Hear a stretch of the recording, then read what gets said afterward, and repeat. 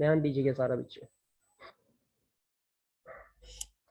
देखिए, why carbon form covalent bond, सवाल अक्सर ये पूछा जाता है क्वेश्चन में कि कार्बन जो है कोवेलेंट बॉन्ड ही क्यों बनाता है। तो ये भी मैंने लास्ट वीडियो में आपको बताया था, क्योंकि ना तो कार्बन 4 इलेक्ट्रॉन गेन कर सकता है, ठीक है, ये C4- नहीं बना सकता, बिकॉज ये इसके न्यूक्लियस के लिए इतने प्रोटॉन को की एबिलिटी नहीं है कि उतने इलेक्ट्रॉन को होल्ड कर सके, 4 एक्स्ट्रा इलेक्ट्रॉन को इसके वैलेंस शेल में ये लूज कर दें, वो भी पॉसिबल नहीं है, क्योंकि उसके लिए it require large amount of energy to remove 4 electron.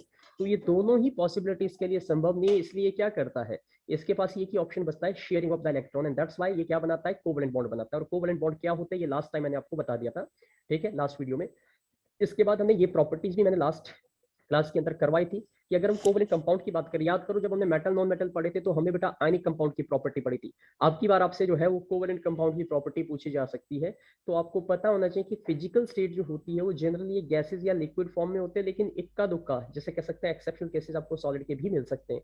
Solubility की बात करें तो वाटर में सॉल्युबल होते हैं या नहीं होते उसको कहते हैं। तो ये वाटर में सॉल्युबल नहीं होते, क्योंकि ये जो है नॉन पोलर सॉल्युबल कह सकते हो कंपाउंड्स होते हैं। तो ये सिर्फ ऑर्गेनिक सॉल्वेंट जैसे कि बेंजीन या टोलिन जैसे ऑर्गेनिक कंपाउंड में ही डिजोल्व होते हैं, ऑयली जैसे होते हैं, दैट्स वाई ये पानी में डिजोल्व नहीं होते। मेल्टिंग और बॉइलिंग पॉइंट जनरली इनके लो होते हैं। याद करो आयनिक कंपाउंड बहुत स्ट्रॉन्ग बॉन्ड बनाते हैं तो उसके मेल्टिंग और बॉइलिंग पॉइंट हाई होते हैं, लेकिन इनके लो होते हैं। क्यों? क्योंकि इनके बीच के जो बॉन्ड है वो वीक बॉन्ड होते हैं, शेयरिंग की वजह से जो बॉन्ड बनते हैं they are weaker bond. Electrical conductivity की बात करें तो ये generally poor conductor of electricity होते हैं, एक्सेप्ट अगर मैं ग्रेफाइट की बात करूं तो उसको छोड़ के, ठीक है। मेल्टिंग पॉइंट में मैंने आपको एक एक्सेप्शन नहीं बताया, हमने पढ़ा कि इनकी मेल्टिंग पॉइंट जो है वो लो होते हैं, बट अगर आप डायमंड की बात करें, ठीक है, तो उसका मेल्टिंग पॉइंट जो है 3000 डिग्री से भी ऊपर है। ये आपको ध्यान रखना पड़ेगा, ठीक है। तो कुछ बातें हैं जिनका आपको ध्यान रखना है। लास्ट क्लास में मैंने सारी बातें बता दी थी। प्रेजेंस ऑफ टेस्ट का मैंने आपको लास्ट टाइम बताया था कि अगर कोई भी चीज बर्न करती है ऑक्सीजन के प्रेजेंस में, जलती है, तो कार्बन डाइऑक्साइड बनाएगी, हीट और लाइट पैदा करेगी, और यहीं से ये डिसाइड हो जाता है, ये कंफर्मेटरी टेस्ट है कि वो चीज कार्बन से बनी है, बिकॉज अगर वो बर्न कर रही है तो CO2 प्रोड्यूस कर रही होगी, नेचुरल सी बात है, ठीक है। क्या करना होता है, किसी एलिमेंट का आउटर मोस्ट शेल लेना होता है, उस आउटर मोस्ट शेल से जो है उसके जो इलेक्ट्रॉन है वो देखने होते हैं, और उन्हीं के बेस पे मैंने आपको हाइड्रोजन और रिव्यू करवा रहा हूँ क्विक वे में, ताकि आप थोड़ा सा समझ पाओ कि हमने ये सारी चीजें लास्ट टाइम देखी थी, ये सब चीजें मैंने बताई थी। और कोवेलेंट बॉन्डिंग के बेसिस पे नाइट्रोजन के अंदर ट्रिपल बॉन्ड होता है, ऑक्सीजन के अंदर डबल बॉन्ड होता है, और हाइड्रोजन के अंदर जो है हाइड्रोजन का मॉलिक्यूल बनाएंगे तो कैसा होता है, सिंगल बॉन्ड होता है। यहाँ पे देखिए पोलर कोवेलेंट बॉन्ड क्या होते हैं। पोलर का मतलब होता है इसमें पोल्स हो, पोल का मतलब नॉर्थ और साउथ पोल नहीं, जिसमें एक पॉजिटिव टर्मिनल और एक नेगेटिव टर्मिनल, उनको पोलर कंपाउंड या कोवेलेंट बॉन्ड कहते हैं। तो इलेक्ट्रोनेगेटिविटी जो है that is the ability of an atom to attract shared pair of electron toward itself. ये एक नंबर का डेफिनेशन आपके एग्जाम में कई बार आया हुआ है। What is electronegativity? देखो दो टाइप की जो है कंडीशंस होती है, एक होती है इलेक्ट्रोनेगेटिविटी, एक होती है इलेक्ट्रोपॉजिटिविटी। इलेक्ट्रोनेगेटिविटी का मतलब है कि इलेक्ट्रॉन को अपनी तरफ खींचने की क्षमता, ठीक है, और इलेक्ट्रोपॉजिटिविटी का मतलब है इलेक्ट्रॉन डोनेट करने की क्षमता। तो आपको पता है कि जब हम मेटल्स की बात करेंगे तो वहाँ इलेक्ट्रोपॉजिटिविटी होती है, बिकॉज वो इलेक्ट्रॉन लूज करते हैं। लेकिन जब हम नॉन मेटल्स की बात करेंगे तो वहां पे वो इलेक्ट्रॉन को गेन करते हैं, वो एक पेयर ऑफ इलेक्ट्रॉन को अपनी तरफ खींचते हैं या शेयर करते हैं या बॉन्ड करते हैं, उसी को इलेक्ट्रोनेगेटिविटी कहा जाता है। तो electronegativity is nothing but the ability of an atom to attract a shared pair of electron toward itself, okay. और इसी इलेक्ट्रोनेगेटिविटी के बेस पे हम कोवेलेंट की कंडीशन को समझ सकते हैं। बॉन्ड का मतलब होता है दो एटम एक दूसरे को शेयर करके, ठीक है, एक बॉन्ड बना रहे हैं, एक लाइन कनेक्ट कर रहे हैं एक दूसरे को, that is called the bond. और अगर वो शेयरिंग से है तो वो कोवेलेंट बॉन्ड होगा, और अगर वो इलेक्ट्रॉन के गेन या लूज होने से बना है तो वो आयनिक बॉन्ड होगा। So if the atom forming a covalent bond have different electronegativity, मान लो हमारे पास एटम्स है और वो एटम्स क्या कर रहे हैं, उनकी इलेक्ट्रोनेगेटिविटी जो है वो डिफरेंट है, अलग अलग है। तो एटम क्या करेंगे, जिसका हायर इलेक्ट्रोनेगेटिविटी होगा that will pull the share pair of electron towards. तो जिसकी इलेक्ट्रोनेगेटिविटी ज्यादा है, मतलब जो ज्यादा इलेक्ट्रॉन अपनी तरफ अट्रैक्ट कर सकती है, वो हमेशा कम इलेक्ट्रॉन वाले को खुद के साथ जोड़ने की कोशिश करेगी, यानी कि बॉन्ड बनाएगी, और इस बॉन्डिंग की वजह से उनके बीच में एक शेयर पेयर इलेक्ट्रॉन का बॉन्ड बन जाएगा। जैसे H2 की अगर हम बात करें वैसे ही करेगा। Thus, atom with the higher electronegativity develop a partial negative charge। तो जिस अगर दो एटम है आपके पास और दोनों के बीच में बॉन्डिंग हो रही है, तो जिसकी इलेक्ट्रोनेगेटिविटी ज्यादा है वो हल्का सा पॉजिटिव चार्ज दिखाएगी। क्यों पार्शियल नेगेटिव चार्ज दिखाएगी? क्यों दिखाएगी? क्योंकि उसके पास नेगेटिव चार्ज की क्वांटिटी ज्यादा है, जबकि जो दूसरे वाला है तो भी नेगेटिव, लेकिन सिचुएशन ये है कि वो उसके पास उतने नहीं है, इसलिए वो पार्शियल पॉजिटिविटी को शो करेगी, और इसी को हम बोलते हैं पोलर कोवेलेंट। पोलर का मतलब फिर से सुन लो, मैंने आपको बताया था, ऐसे बॉन्ड जहां पे एक तरफ पॉजिटिव चार्ज आता है और एक तरफ नेगेटिव चार्ज आता है।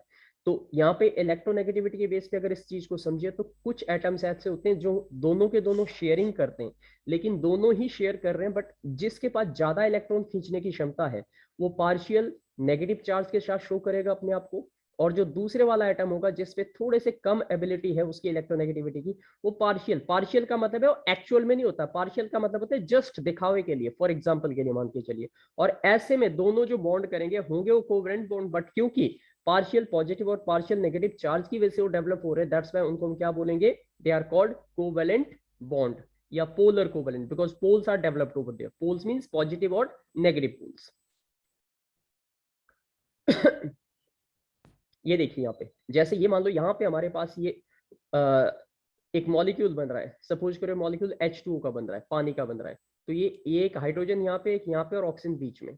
तो अब ऑक्सीजन की नेगेटिविटी ज्यादा है बिकॉज इसके पास 2 इलेक्ट्रॉन, ठीक है, जो है अट्रैक्ट करने की एबिलिटी है। ऐसे में क्या होगा, ये हाइड्रोजन के ऊपर पार्शियल पॉजिटिव चार्ज, ये देखो ये डेल्टा एस टाइप का, इसको डेल्टा बोलते हैं, डेल्टा प्लस का मतलब पार्शियल पॉजिटिव चार्ज, और ऑक्सीजन पे डेल्टा नेगेटिव है मतलब पार्शियल नेगेटिव चार्ज है। तो यहाँ पे जो रेड रीजन है वो हायर नेगेटिविटी पे है, और हाइड्रोजन वाला रीजन वो लोअर नेगेटिविटी पे, इसीलिए इनके बीच में पार्शियल पॉजिटिव और पार्शियल नेगेटिव की कंडीशन दिखाई देगी, and that will show you, ठीक है, ये इस तरीके से बॉन्ड बनते हैं।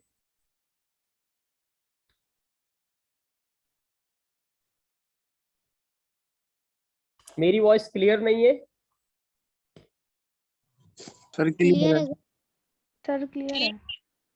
ये बेटा, जिन जिन का बीच में वीक कनेक्शन होगा वहां पे दिक्कत हो सकती है, मैं कोशिश। यस सर, आपकी आवाज गुनगुना के आ रही है। अभी भी गुनगुना के ही आ रही है? हेलो? No sir. सर फिर से थोड़ा सा ब्रीफ कर देता हूं। मैं तुम्हें बता रहा था इलेक्ट्रोनेगेटिविटी या पोलर कंपाउंड की बात। पोलर बॉन्ड क्या होते हैं, ऐसे बॉन्ड जहां पे दोनों ही एटम होते तो नॉन मेटल है, लेकिन प्रॉब्लम ये होती है कि दोनों में से एक की इलेक्ट्रोनेगेटिविटी ज्यादा, यानी कि एक की इलेक्ट्रॉन खींचने की क्षमता ज्यादा है और दूसरे की क्या होती है, कम होती है। तो जिस एटम पे इलेक्ट्रोनेगेटिविटी ज्यादा है, जो ज्यादा स्ट्रांगली इलेक्ट्रॉन्स को अपनी तरफ खींच सकता है, उस पे पार्शियल नेगेटिव चार्ज आता है बेटा, और जो वीक होता है, जो उतने इलेक्ट्रॉन नहीं खींच सकता, उस पे पार्शियल पॉजिटिव चार्ज आता है। और इस तरीके से उन दोनों के बीच में बनने वाले बॉन्ड को हम क्या बोलते हैं, पोलर बॉन्ड बोलते हैं, पोलर कोवेलेंट बॉन्ड बोलते हैं। ठीक है, इतनी सी छोटी सी बात थी। अब आगे देखो, एलोट्रॉप बता रहा हूं। एलोट्रॉप, कार्बन के कितने एलोट्रॉप, एलोट्रॉप मतलब सेम एलिमेंट के ऐसे अलग अलग रूप जो देखने में तो अलग होते हैं, फिजिकल प्रॉपर्टी उनकी डिफरेंट है, बट केमिकल प्रॉपर्टी क्या होती है, सेम होती है। They are known as the allotropes. ठीक है, तो एटम्स या forms of the element having different physical property but same chemical properties are called allotropes. और ये जो एलोट्रॉप्स है, इसी प्रॉपर्टी का नाम है एलोट्रॉपी। तो कार्बन जो है लगभग 3 टाइप के एलोट्रॉप बनाता है। ध्यान से सुनना, ये अगर मैं मोटे मोटे तौर पे बताऊं तो ये 2 कैटेगरी में डिवाइड होंगे। एक होंगे क्रिस्टलाइन एलोट्रॉप कार्बन के, और दूसरे होंगे एमोर्फस कार्बन। तो क्रिस्टलाइन का मतलब होता है जिनकी फिक्स क्रिस्टल्स होते हैं, जो जिनकी बॉन्डिंग को प्रॉपर्ली स्टडी किया जा सकता है। इनमें आपके पास 3 एग्जांपल आपको याद रखने हैं, डायमंड, ग्रेफाइट और बकमिंस्टर फुलरिन्स, जिनको बकी बॉल्स भी कहते हैं। तो क्रिस्टलाइन कार्बन के 3 एलोट्रॉप डायमंड, ग्रेफाइट और बकमिंस्टर फुलरिन है। और जो एमोर्फस है, एमोर्फस मतलब जिनका कोई पर्टिकुलर शेप नहीं होता है, जो पाउडर के फॉर्म में हो सकता है, किसी भी शेप में हो सकता है, उसको एमोर्फस कहते हैं। तो इसके भी आपको 3 रूप देखने को मिलेंगे। रूप का मतलब है वही, जो एलोट्रॉप है वो अलग अलग अलग उसके फॉर्म होते हैं। कोल, चारकोल एंड लैम्प ब्लैक। कोल कोयला होता है, ठीक है, जो हजारों साल पहले जमीन के नीचे, ठीक है, पेड़ पौधों के दफन होने की वजह से बना। चारकोल क्या होता है, अगर आप किसी भी चीज को जलाओ, लकड़ी जलाओ या कोई भी चीज जलाओ, तो आधा जलने के बाद वो ब्लैक हो जाता है, उसे चारकोल कहते हैं। और लैम्प ब्लैक क्या होता है, जहां पे भी हम अपनी कैंडल जलाते हैं उसके ऊपर जो ब्लैक कलर का इकट्ठा हो जाता है, उसे लैम्प ब्लैक कहा जाता है। ठीक है, तो ये सारे के सारे एलोट्रॉप के ही अलग अलग रूप है, जो आपको क्लियर रहने चाहिए बेटा सबको। ठीक है, आप देखो आगे, एलोट्रॉप्स ऑफ कार्बन में सबसे पहले अगर मैं डायमंड की बात करूं, तो डायमंड को कुछ इस तरीके से पिक्चर में आप देख सकते हो, ऐसे हैं। लेकिन अगर इसकी आप सिमेट्री देखें या केमिकल बॉन्डिंग देखें तो ये तुम्हारे सामने इसकी सिमेट्रिकल केमिकल बॉन्डिंग दिखा रखी है कैसे होती है। ठीक है, आप देख सकते हो कि कार्बन के जो है वो 4 एटम, एक कार्बन को 4 एटम चारों तरफ से कवर कर रहे हैं, और उसी प्रॉपर्टी को हम कहते हैं, ठीक है, कि डायमंड के पास बिल्कुल भी कोई स्पेस नहीं होता है, and that's why it is the hardest substance present on the earth. तो in diamond each carbon atom is bonded to 4 other carbon atom. Diamond के अंदर एक कार्बन 4 कार्बन एटम के साथ जुड़ा होता है, और यही खासियत है कार्बन की कि कार्बन कार्बन के साथ बॉन्डिंग कर सकता है। और एक भी, अब कार्बन की वैलेंसी 4 है, और उस 4 के साथ जो है 4 कार्बन दूसरे बॉन्डेड है, और उन 4 के साथ फिर अगले 4 एक दूसरे से कनेक्टेड है। तो इस तरीके से एक बहुत ही स्ट्रॉन्ग रिजिड 3 डायमेंशनल स्ट्रक्चर उसका बन जाता है, जिसकी वजह से डायमंड जो है वो दुनिया का सबसे हार्डेस्ट सब्सटेंस बन जाता है। ठीक है, अब यहाँ पे देखो बेटा, ये कार्बन का कुछ, आप अगर आप ध्यान से देखो तो मैं इसको व्यू करवाता हूँ आपको। सी, ये इस तरीके से स्ट्रक्चर आपको नजर आ रहा है। ठीक है, ये कार्बन एटम जो है, ये देखो एक कार्बन 4 कार्बन के साथ जुड़ा हुआ है। अगर आप किसी भी ये एंगल से ये एक देखोगे तो ये 4 के साथ कनेक्टेड है, और ये 3D में इसको आप मूव करता हुआ देख सकते हो। ये होता है डायमंड का स्ट्रक्चर, और इसी स्ट्रक्चर की वजह से इसकी जो बॉन्डिंग है वो दुनिया की सबसे स्ट्रॉन्गेस्ट बॉन्डिंग होती है। It is the hardest substance present on the earth, right. तो ये कार्बन की कहानी थी, और ये कार्बन के डायमंड के बारे में मैंने आपको बता दिया आपको। This is how you can see it here, alright.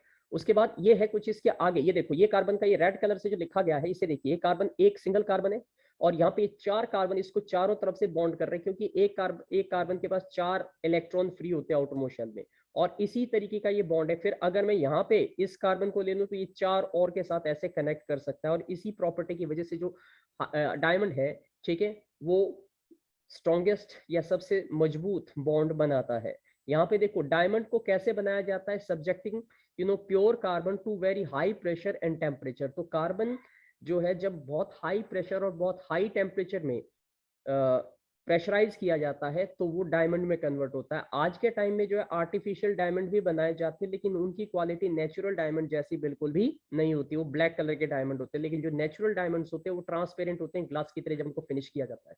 ठीक है, तो जो डायमंड कटर हम यूज करते हैं, वो डायमंड कटर असल में वो वाला डायमंड नहीं होता है जो नेचर से हमें मिलता है, बल्कि वो आर्टिफिशियल सिंथेटिक डायमंड से बनाया गया होता है, जो कि जनरली ग्रेइश ब्लैक कलर का होता है। अब अगर दूसरे एलोट्रॉप की बात करें तो ग्रेफाइट जो है दूसरा एलोट्रॉप है, और ग्रेफाइट आप सभी ने पेंसिल की लीड आगे देखी होगी, वो जिससे हम लिखते हैं वो ही ग्रेफाइट होता है। तो ईच कार्बन एटम जो है, अब ध्यान से देखिए, कार्बन 4 के साथ बॉन्ड कर सकता है, लेकिन ग्रेफाइट के अंदर जो कार्बन है वो 3 इलेक्ट्रॉन के साथ बॉन्ड करता है, और इसी वजह से, ठीक है, एक इलेक्ट्रॉन कार्बन का फ्री रहता है, और उसी फ्री इलेक्ट्रॉन की वजह से वो इलेक्ट्रॉन मूव कर सकता है, and that's why it is a good conductor of electricity. आपको अच्छे से पता है, इलेक्ट्रिसिटी में हमने ये बात सीखी है कि जो इलेक्ट्रॉन्स होते हैं उन्हीं के फ्लो को हम क्या कहते हैं, करंट कहते हैं। तो इलेक्ट्रॉन अगर मूव करने की क्षमता रखते हैं तो वो उस पर्टिकुलर चीज को कंडक्टर बनाते हैं। दैट इज व्हाट, जो आपको यहाँ समझना है कि ग्रेफाइट के पास एक फ्री इलेक्ट्रॉन होता है, 4 इलेक्ट्रॉन की पॉसिबिलिटी है कार्बन की, उनमें से 3 वो बॉन्ड करता है, एक को फ्री रखता है, और उसी फ्री इलेक्ट्रॉन की वजह से ग्रेफाइट जो है वो गुड कंडक्टर ऑफ इलेक्ट्रिसिटी हो जाता है। ध्यान रखिएगा इस बात का। ये देखिए नीचे देखिए, ये 3 के साथ बॉन्ड हो गया और एक इलेक्ट्रॉन इसका फ्री है, और यही फ्री इलेक्ट्रॉन आने वाली इलेक्ट्रिसिटी को आगे कंडक्ट करता है। ये जो इसका स्ट्रक्चर दिख रहा है इस तरीके से, हेक्सागोनल स्ट्रक्चर आप देख सकते हो, इसमें एक कार्बन 3 के साथ कनेक्टेड। अगर मैं ये बीच वाला ले लूं ऐसे करके तो 1 2 तीनों तरफ से ये बॉन्डेड है, एक इलेक्ट्रॉन इसका फ्री है। जबकि अगर आपने डायमंड को देखा तो उसमें ऐसी पॉसिबिलिटी आपको बिल्कुल भी देखने को नहीं मिल रही थी। हेक्सागोनल स्ट्रक्चर बनाता है। ग्रेफाइट जो स्मूथ और स्लिपरी होता है, ग्रेफाइट जो है बहुत अच्छा कंडक्टर होता है इलेक्ट्रिसिटी का, इसीलिए इसका इस्तेमाल ऐसी जगह किया जाता है जहां पे हमें कंडक्शन करना होता है, तो ध्यान रखिएगा। और तीसरा जो एलोट्रोप है बेटा कार्बन का, उसे कहते हैं फुलरीन। ये डायग्राम देखिए, ये फुलरीन जो है लगभग बकी बॉल बोलते हैं, ये देखने में फुटबॉल की तरह होती है, और इसमें जो है आप ध्यान से देखोगे तो 6 ये हेक्सागन नेचर बन रहा है। एक कार्बन है यहाँ पे, 1 2 3 इधर ऐसे करके ये 3 की कंडीशन बनती है। तो बकमिंस्टर फुलरीन जो है डार्क सॉलिड होता है रूम टेम्परेचर पे, और इसका इस्तेमाल जो है, ठीक है, वो आजकल काफी ज्यादा जो टेक्नोलॉजी डेवलप हो गई है, तरह तरह के जो बिल्डिंग्स बनाई जा रही है, उन बिल्डिंग के अंदर जो डिजाइन बनाए जाते हैं उसमें किया जाता है। ये ना तो बहुत ज्यादा हार्ड होता है, ना ही बहुत ज्यादा सॉफ्ट होता है, तो ये काफी अच्छा होता है। तो ज्यादातर इसका इस्तेमाल जो है कंस्ट्रक्शन वर्क में किया जाता है, वो भी ऊंची ऊंची बुर्ज खलीफा जैसी जो बिल्डिंग्स बनाई जाती है वहां पे। तो ये था आपके पास, ठीक है, कार्बन के एलोट्रॉप्स के। ठीक है, पहला question What would be the electron dot structure of carbon dioxide which has formula CO2? तो कार्बन डाइऑक्साइड में कार्बन को आप बीच बीच में रखोगे बेटा ऐसे। सॉरी, सबसे पहले आपको याद रखना है कि कार्बन डाइऑक्साइड तो एक कार्बन है और एक ऑक्सीजन है। कार्बन के वैलेंस इलेक्ट्रॉन 4 है, ऑक्सीजन को 2 इलेक्ट्रॉन की जरूरत है। तो कहने का मतलब अगर आप देखोगे तो नेगेटिविटी किसकी ज्यादा है, ज्यादा क्षमता किसकी है खींचने की, यहाँ पे कार्बन की, तो सेंटर में आएगा और ऑक्सीजन के दोनों एटम दोनों तरफ रहेंगे और इसीलिए ये 4 इलेक्ट्रॉन को हम ऐसे क्रॉस से दिखाएंगे और ऑक्सीजन के जो जितने उन्हें चाहिए वो हम इनके, ठीक है, चारों तरफ इसके भी आउटर मोस्ट 6 इलेक्ट्रॉन हम ऐसे दिखा देंगे लाइक दिस। अब जब आप इसको दिखाओगे तो 2 इलेक्ट्रॉन को ऐसे घुमा के आप इसके तरफ लेके आओगे तो इसके 6 और 2 8 हो जाएगी और इसके लिए भी ऐसे ही करोगे और इस तरीके से आपको लगभग एक बॉन्डिंग यहाँ पे डबल बॉन्ड देखने को मिलेगा कार्बन और ऑक्सीजन के बीच में। ये इसकी बॉन्डिंग है। This is how you have to form. तो इस तरीके से आपको ये स्ट्रक्चर ड्रॉ करना है। ये देखिए, ये जो पहला ये वाला सर्कल आप देख रहे हो, इसमें आप ध्यान से देखो बेटा, इसमें 6 तो इसके पास ऑक्सीजन के पास है और 2 यहाँ पे इसने कार्बन के शेयर कर लिए, तो ऑक्टेट पूरा हो रहा है। इस वाले ऑक्सीजन को देखोगे तो 6 इसके पास अपने आउटर मोस्ट शेल में, 2 इस वाले कार्बन के इसने अपने साथ शेयर कर लिए, तो 8 पूरे हो गए, ठीक है। और जब आप देखोगे क्या, जब आप जो है पूरे का पूरा ये वाला बीच वाला सर्कल ऐसे देखोगे जो कार्बन के चारों तरफ घूम रहा है, उसमें कार्बन के 4 है, 2 इस वाले ऑक्सीजन से और 2 इस वाले ऑक्सीजन से इसने शेयर किया, तो इसका भी ऑक्टेट पूरा हो रहा है। और इस तरीके से इन्होंने जो है वो कोवेलेंट बॉन्डिंग बना के ये एक डबल बॉन्ड स्ट्रक्चर बना दिया। What would be the electron dot structure of the molecule of the sulphur? Sulphur जो कि लगभग 8 इलेक्ट्रॉन से बना हुआ है, इसका हमेशा इसका उल्टा W बनता है ऐसे करके। ध्यान से देखो, एक एस, दूसरा एस, तीसरा एस, चौथा एस, पांचवा एस, तो 3 तो एक लाइन में लगाओ और एक लाइन के बाद नीचे थोड़ा सा गैप छोड़ो और उसके बाद जो बीच का गैप है उनके बीच में नीचे की तरफ 2 और सल्फर के एटम लगाओ और नीचे की तरफ फिर से आपको 2 लगाने, क्योंकि टोटल हमें चाहिए 8। तो अब इसको आपस में बॉन्ड कीजिए ऐसे करके। ये देखिए, ये भी एग्जाम में ड्रॉ करने के लिए आता है, इसलिए क्लियर रखिएगा प्लीज। ऐसे करके एनसीईआरटी में दिया हुआ है तुम्हारा। तो ये लगभग डब्ल्यू जैसा शेप बनाता है। ये देखिए 1 2 3 4 5 6 7 8, सॉरी छींक आ रही, ये बॉन्ड है और ये इस तरीके की बॉन्डिंग के साथ ये स्ट्रक्चर बनता है। ये ऐसे इस तरीके से कभी मत बनाइएगा। This is a correct one. और ये 2 नंबर का क्वेश्चन एग्जाम में आता है कि draw the electron dot structure of sulphur molecule. ये W जैसा बनता है। इसमें ऊपर की तरफ 1 2 3 4 5 सल्फर के एटम है और नीचे की तरफ बेटा 3 होते। ये सारा अपना ट्राई कर ले। अब हमारे पास समय कम बचा हुआ है, इसलिए मैं स्क्रीन शेयर बंद कर देता हूं। हमारे 7 पार्ट हो गए।